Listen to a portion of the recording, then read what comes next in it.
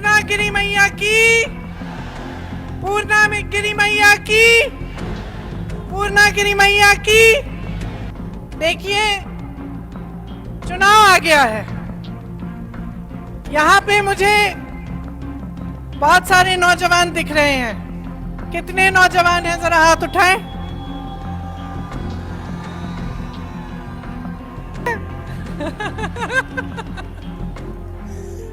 चलिए ठीक है। अब जरा मुझे बताइए कि आप में से पिछले 5 सालों में किसको रोजगार मिला है सरकार से? हाथ उठा के दिखाइए। सबको मिला है रोजगार? नहीं मिला ना, किसी को नहीं मिला। सब यही है ना 3 सबसे बड़ी समस्याएं। मैं आपको बताती हूं कि यहाँ आके मुझे ताज्जुब क्यों हुआ। जैसे मैं हेलीकॉप्टर में थी, मुझे बताया गया कि ये मुख्यमंत्री जी का क्षेत्र है, उनकी विधानसभा है। हेलीकॉप्टर उतरा, वहां से यहाँ तक आते हुए मैंने सोचा कि मुख्यमंत्री जी की विधानसभा है, खूब विकास हुआ होगा। इतना तो देखिए हर प्रदेश में हर मुख्यमंत्री कर लेता है, अपनी विधानसभा का विकास कर लेता है। अच्छी अच्छी सड़कें होती हैं, चाहे किसी भी पार्टी का हो। मुझे ताज्जुब हुआ यहाँ की स्थिति देख के, यहाँ की सड़क को देख के, ये देख के कि आपके मुख्यमंत्री ने पिछले 5 सालों में आपके लिए कुछ नहीं किया है। आपने देखा कि किसान के आंदोलन के साथ क्या हुआ। 1 साल के लिए, पूरे साल के लिए किसान आंदोलन करते रहे, रोजी रोटी नहीं कमा पाए।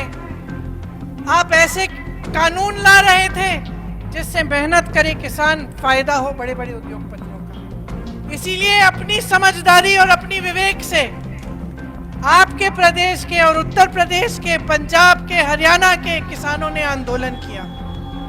कितने किसान शहीद हुए इस आंदोलन में, आप बताइए। उस पूरे समय में इस सरकार के एक भी मंत्री ने, प्रधानमंत्री ने आपसे पूछा, आपके पास आए कि आपकी क्या समस्या है, इसको कैसे सुलझाएं। अब सरकार की नीयत भी देख लीजिए।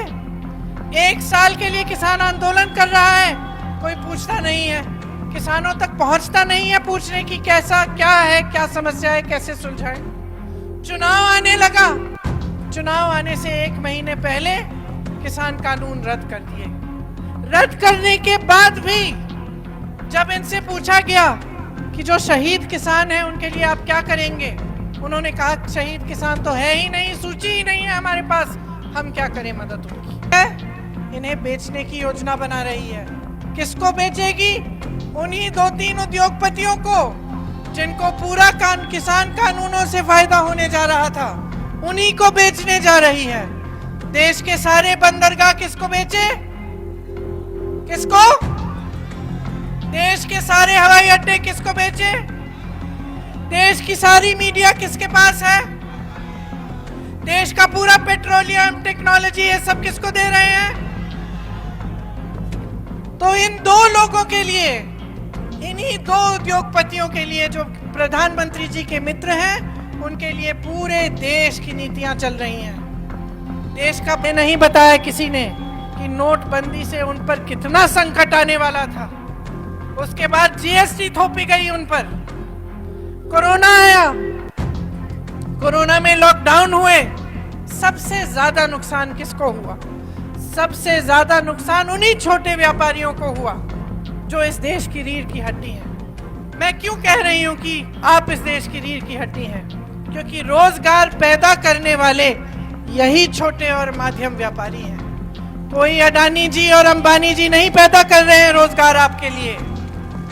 ये है इस सरकार की नीति और नीयत। देखिए किस तरह से आपकी कमर तोड़ी है, किसान की कमर तोड़ी, छोटे व्यापारियों की कमर तोड़ी, बेरोजगार नौजवानों को एक भी रोजगार नहीं दिया।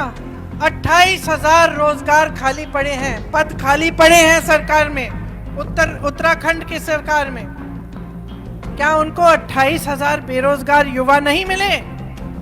यहाँ आप हाथ उठा रहे हैं, आप ही में 5-6 हजार तो यही होंगे। नौकरियां क्यों नहीं दी? आज तक वो पद खाली क्यों है? आज इतनी महंगाई क्यों है? आपको गैस सिलेंडर कितने में मिल रहा है? पहाड़ों में जाइएगा, उसका दुगना लगता है ट्रांसपोर्ट लगने के बाद। महंगाई इतनी ही है कि तेल नहीं खरीद पा रहे हैं, खाने पीने का सामान नहीं खरीद पा रहे हैं, रोजी रोटी नहीं बन रही है, और आपके सामने आकर क्या कहते हैं? धर्म की बात करते हैं। कैसा धर्म है ये? कैसा धर्म है ये इनका?